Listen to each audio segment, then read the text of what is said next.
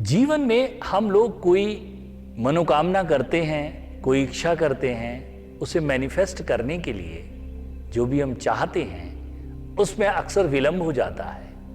इस पर आज हम लोग चर्चा करते हैं। वो विलंब क्यों हो जाता है? विलंब होने का जो सबसे बड़ा कारण एक जो मेरी समझ में आता है वो ये है कि हमारे अंदर अगर तनाव है, शंका है, हमारे अंदर एंजाइटी है, हमारे शरीर में खिंचाव है, ऐसी स्थिति में हमारे मैनिफेस्टेशन में विलंब होता है। जब हमारा शरीर तनाव रहित है, मन तनाव रहित है, हम शांत हैं, हम प्रसन्न हैं, आनंदित हैं, खुश हैं, तब हमारा मैनिफेस्टेशन जल्दी होता है जो हम चाहते हैं। और उसके साथ जो उसकी आत्मा है, वो सबसे बड़ी आत्मा ये है हमारा विश्वास कि अगर हमने यूनिवर्स से कुछ मांगा है तो हमें ये पूरा विश्वास होना चाहिए कि यूनिवर्स हमें वो चीजें जरूर देगा। अगर हमने एक बार अपने परम पिता से कह दिया है कि मुझे ये चाहिए, तो फिर वो निश्चित ही आपको मिलेगा ही मिलेगा। ये विश्वास आपके अंदर होगा तो कोई भी दुनिया की ताकत इसे रोक नहीं सकती है आपके मैनिफेस्टेशन को मूर्त रूप लेने में। मैं एक छोटी सी कथा आपके साथ शेयर करता हूं। एक बार नारद मुनि जी गुजर रहे थे तो मंदिर सामने पड़ गया। उसी मंदिर में एक पंडित जी और पंडिताइन भगवान की पूजा पाठ दिन रात किया करते। नारद जी ने उनसे पूछा कि भाई, मैं विष्णु लोक जा रहा हूं, अगर तुम्हें कुछ पूछना हो, भगवान को कोई संदेश देना हो तो आप मुझे बताएं। तो पंडित जी ने कहा कि भगवान से पूछना कि हम लोग दिन रात आपकी पूजा करते हैं, दिन रात आपकी आराधना करते हैं, लेकिन हमारी यही स्थिति, हमारी दरिद्रता कब दूर होगी? आप मुझे दर्शन कब देंगे? बोले ठीक है। आगे बढ़ते हैं। वहां एक पीपल का पेड़ है, वहां एक छोटी सी झोपड़ी है। उस झोपड़ी में एक शराबी रहता है। वो भी कभी कभी जब अपनी धुन में आता तो भगवान के भजन गाने लगता। तो नारद जी उसके पास भी पहुंचे। वो भजन गा रहा था। नारद जी ने कहा कि भाई, मैं विष्णु लोक जा रहा हूं, तुम्हें कुछ भगवान को अगर अपना संदेश देना हो तो मुझे दे दो, मैं उन तक पहुंचा दूंगा। शराबी बोला कि वैसे तो मेरी कोई फरियाद नहीं है, लेकिन फिर भी आप जा ही रहे हो तो ये पूछना आपके दर्शन कब होंगे। नारद जी विष्णु लोक पहुंचते हैं। वहां भगवान क्षीर सागर पर विश्राम कर रहे हैं लक्ष्मी जी के साथ।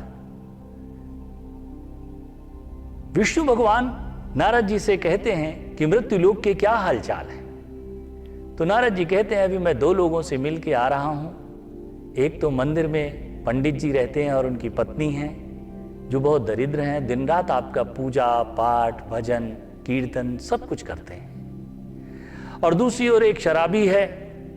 दोनों लोगों ने आपके बारे में पूछा है कि उन्हें आप दर्शन कब देंगे, उनके जीवन की जो भी समस्याएं हैं वो आप कब दूर करेंगे। तो विष्णु भगवान ने कहा कि जाना और जा करके एक बात बताना। कहना, मैं वहां गया था, वहां मैंने देखा कि एक सुई की नोक से ऊंट के काफिले निकल रहे, ऐसा मैंने देखा। देखो दोनों का क्या जवाब होगा। नारद जी वापस आए और उन्होंने बताया आके पंडित जी को कि मैंने वहां जाकर के देखा कि सुई की नोक से ऊंट के काफिले निकल रहे थे, ऐसा मैंने वहां देखा। इस पर पंडित जी हंस पड़े और कहने लगे कि भगवान क्या बात कर रहे हैं, सुई की नोक से तो ऊंट का एक बाल भी नहीं निकल सकता और आप कह रहे हैं कि उस सुई की नोक से ऊंट के काफिले निकल रहे हैं।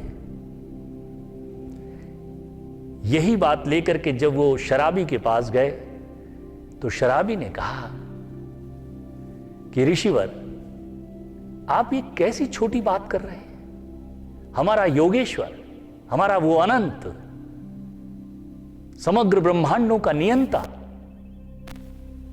वो चाहे तो सुई की नोक से ब्रह्मांड, चांद, सितारे सभी कुछ गुजर सकते हैं। आप इतनी छोटी बात कह रहे हैं। भगवान प्रकट हो जाते हैं उस शराबी के सामने, उसे दर्शन देते हैं। कहानी का तात्पर्य यह है कि शराबी को इतना बड़ा विश्वास है उस परमात्मा के ऊपर, उस यूनिवर्स के ऊपर, और पंडित जी सारे समय पूजा पाठ कर रहे हैं, फिर भी उनके अंदर विश्वास की जो कमी है, इस कारण उनका मैनिफेस्टेशन नहीं हो पा रहा। और शराबी के अंदर जो विश्वास है, उसके कारण वो जो चाह रहा है वो तुरंत साकार हो जाता है। ठीक इसी तरीके से हम जो भी कुछ चाहें, जो भी हमारी मनोकामना है यूनिवर्स के, तो हम अपने अंदर विश्वास को जागृत करें, विश्वास की लौ जलाएं। जितनी हमारा विश्वास बढ़ता जाएगा, वैसे ही हमारी जो भी इच्छित मनोकामनाएं हैं वो पूरी होती जाएंगी। एक बार हमने यूनिवर्स से कह दिया, बात खत्म। वो मेरा परम पिता है, वो पूरा करेगा ही करेगा। दुनिया की कोई भी ताकत उसे रोक नहीं सकती है। धन्यवाद, धन्यवाद, धन्यवाद।